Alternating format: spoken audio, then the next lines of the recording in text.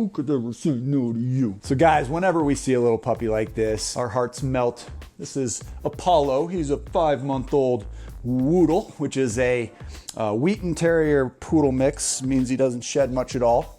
But here's the thing, there's no denying that even though our hearts are melting to the point where we end up adopting somebody like this. This is Mike's. Mike is our brand manager here at VIP. You know, we end up adopting these pets because we get emotionally attached to them and they melt our wallets at the exact same time without necessarily realizing it. So we've got to discuss what this means in today's video, and I want to take a closer look at the actual lifetime costs of owning pets so that you're better equipped to make the right choice for you and for your circumstances the next time your heart is taken by a sweet little furball like this guy. He's looking down there at the big mess he created already.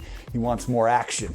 So anyway, yeah, you know, when these little furballs come into our lives, it's hard to say no, but we've got to know what the actual costs are. So welcome back to the VIP Financial Ed channel. My name is Matthew Pillmore. I am your cash flow king, guys. We're all about keeping more money at the end of each and every month.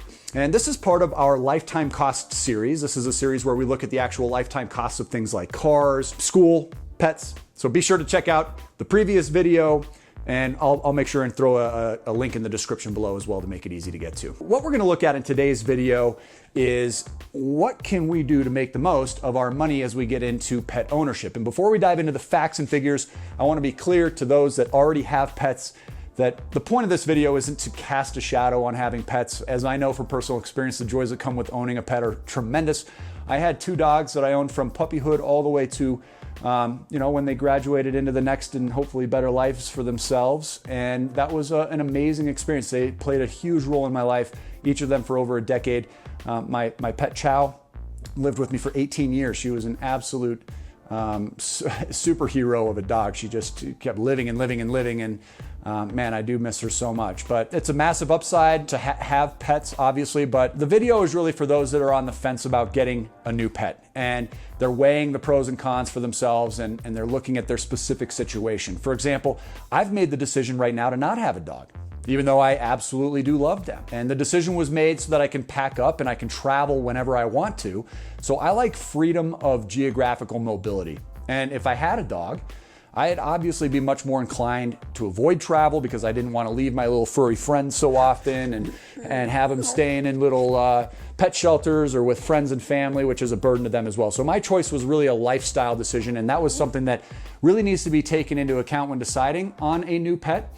And that is a huge thing for Kellyanne as well. She and I have talked about it, especially since we're moving into a property where we're gonna have 5 big acres where dog could run around and have the time of his life or her life. But for right now, it just doesn't really fall into our lifestyle choices. Honestly, that portion of this conversation doesn't exactly fall into the financial territory either. It's a critical part of the decision process, however. Now, it is important that you be honest with yourself about what kind of lifestyle you want for both you and your family before you bring any new pet into the home. This goes for even things as passive as goldfish.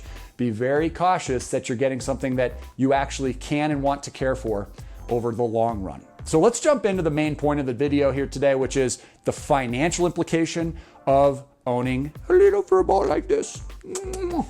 And according to the ASPCA, the first year cost of pet ownership, which also tends to be the most expensive year, exceeds over $1,000. Now, depending on the type of pet and whether or not you've had previous pets, this first year could actually go up dramatically. This is because the various one-time expenses that one gets when you first get a pet, things like litter boxes or scratching posts for cats and things like crates and collars and leashes for dogs, it just keeps going on and on and on. You know, here's a breakdown of the average first year of the costs of pet ownership. On the left side are going to be the average first year costs for one medium-sized dog. And on the right side are the average first year costs for one cat. And according to the data, the total first year costs of owning a dog like this guy here, Mr. Apollo, is $1,270. And for a cat, about $1,070. But pet ownership obviously goes past the first year, right? It goes on for a long, long time, many, many years. So we've got to look at some of the costs that are associated with year 2, 3, and so forth. Depending on the food, the medical expenses, subsequent years of pet ownership can exceed well over $500 each and every year. Beyond food and medical, pet sitting, kennel services, for those that travel can actually double or even triple your yearly pet costs. I know for me, it was extremely expensive to look at room and board, especially since I wanted something that was nice, that my dogs were going to actually enjoy. I didn't want it to feel like doggy jail every time I left. And that's why we put so much focus on lifestyle prior to deciding whether or not to get a pet. And here's the thing, you can always look after your friends' pets, right? You don't have to own your own. And it can cost up to $20 to $50 a day for one of those little pet jails. Okay, so we've got to be very careful. We want them to love it, and that can add up very quickly. Now, obviously, the costs of owning a pet will depend largely on what kind of pet you choose to get. So do your homework ahead of time. There are certain breeds that have major health risks, health issues. My Chow continually had issues with her cruciate tendons in the back legs. That was a big deal. I know that's common for dogs like German Shepherds. You've got to be very careful because they have hip dysplasia, and a lot of times that's going to add up as well over time. Some breeds have other health insurance issues, or even are on a dangerous breed list that can affect your costs. So you've got to plan for those types of costs ahead of time. What steps do you take to make sure that you can afford a pet? The first is you've got to determine how its monthly expenses are going to affect your overall budget. Okay, we've got to know the impact to your cash flow, which is the money that's left over at the end of each month, as you know, after all your bills are paid, by the way. Okay, so this includes all your minimum payments on just your debts, on your mortgage, non-mortgage related balances. Also, it includes discretionary spending, which a lot of people fail to include when they're filling out the cash flow cruncher worksheet that we give you guys. A lot of people forget to add taxes, believe it or not, into that spreadsheet. So after all of your spending, cash flow is the amount of money that doesn't yet have a job. And you've got to know that you've got enough to cover this additional addition to the family here. If not, you're currently overspending in certain areas. You're going to have to cut back if you want to afford someone like this with you. And remember, we're all about lifestyle design here. So making valuable decisions is really going to be key. What do you value more? Do you value going out to a restaurant 3 or 4 times a week? Or do you have value having a pet and going out to a restaurant just once or twice a week instead? So you've got to ask yourself if the cutback that might be necessary for you to own a little guy like this, if it's worth it to you. And if the answer is no, then you probably are not yet willing to make the sacrifices that are going to be necessary to keep this happy little guy happy and healthy for the long run. And that's okay. There's nothing wrong with that at all. Just be honest with yourself. Most importantly, be honest with Apollo, okay? Because it's not about you, it's about the quality of life for the animal. And then you'll make the right decision for both you and your situation. The second thing that you're gonna wanna make sure you do as you're properly planning for a pet is you're gonna set aside $1,000 to $2,000 for those unexpected vet bills. And it's best to be prepared, folks. The reason that my Chow ended up experiencing cruciate tendon issues is because she escaped from the yard and somehow managed to get struck by a vehicle. And it caused initial cruciate issues that perpetually kept happening because she loved to chase animals like squirrels and, yes, even sadly a skunk at one point. So it is best to be prepared. You don't want to take the passive approach when it comes to animals. You're going to think, obviously, that it'll never happen to you when they're this little 5-month-old baby. You never think they're going to end up with health issues because they're just little spitballs of energy and they're just so happy and healthy, but that doesn't always stick around. My brother had a Rottweiler, a beautiful dog named Spike. Spike ate a stick. That stick ended up costing about $5,000 worth of surgery and issues as it started to penetrate that poor dog's tummy. So you've got to be prepared for things that you never think are going to happen. Pets do get sick. Things do happen, and it's best to be prepared. And if you can't set aside funds for these unexpected risks, then you may not want to take the risk of getting a pet right now. That's okay. Number 3, and this goes along with what we were discussing already. Think about how you'd feel if you're faced with a life-saving vet bill, okay? You've got to do this before you're ever put in this position. What would you do? Would you be okay with dropping thousands, $5,000 for a Rottweiler to save his life? And would doing so jeopardize you from being able to pay rent or your mortgage or your minimum payments on your debts each month?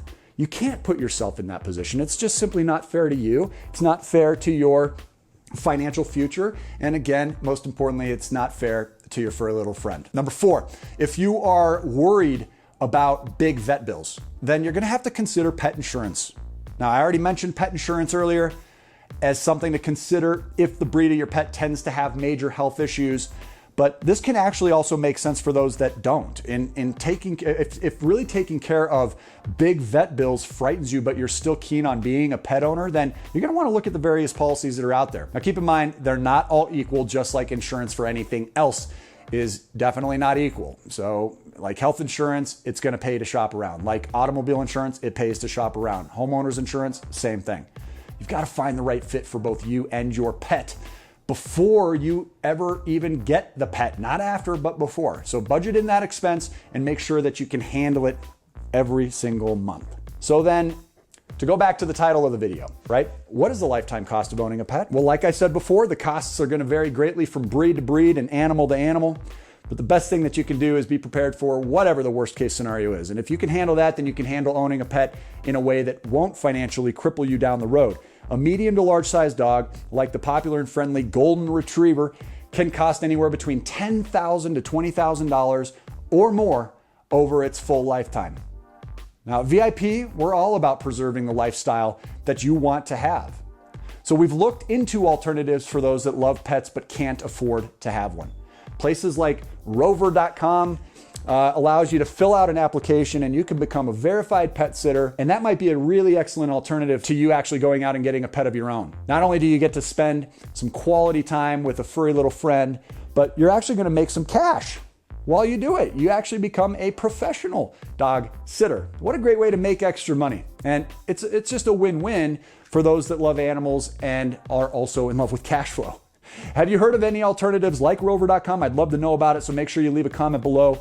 If you know of any resources for those that pet ownership doesn't really make sense for right now, let us know. If you have any fur babies of your own as well, how they relate to your finances would be very, very interesting to us. So please make sure you drop a comment below. I look forward to reading those. As always, make sure you drop a like on this video. If you want us to have new guests like this, new friends join us for interviews, we're always here to do some great interviews, and I think this was probably one of the best ones we've had yet. So guys, in order to stay eligible for the contests, we do give away a $25 Amazon gift card each and every time every week. So twice a week, actually, we drop $25 Amazon gift cards out there. So be eligible by being a subscriber.